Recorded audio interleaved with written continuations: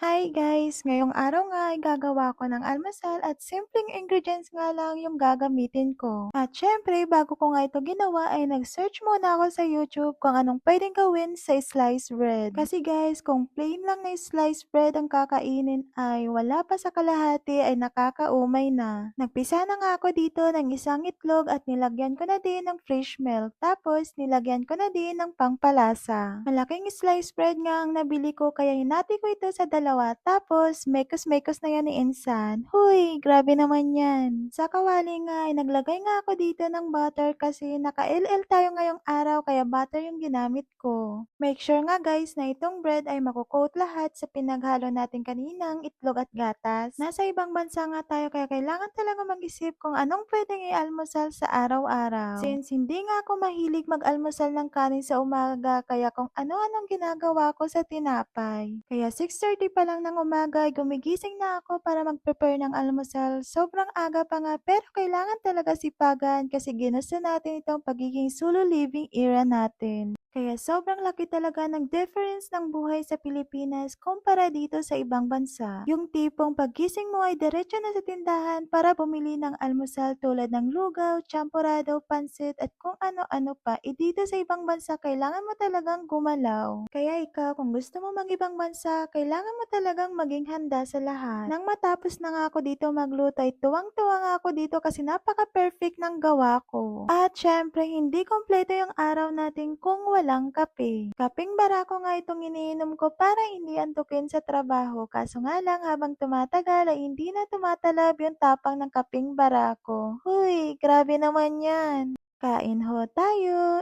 Itadakimasu! Ang sarap nga ng pagkagawa ko kaso nga lang, ako lang ba yung nasasarapan kapag first time lang ginawa tapos kapag pangalawang gawa na ay hindi na masarap? Ako lang ba?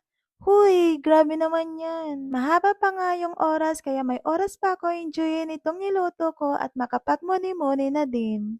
8:15 AM ang pasok ko pero 7:55 pa lang ay kailangan na mag-in. Kapag nasa Japan ka, kailangan mo talagang sundin yung Japanese time at iiwan sa Pilipinas ang Filipino time.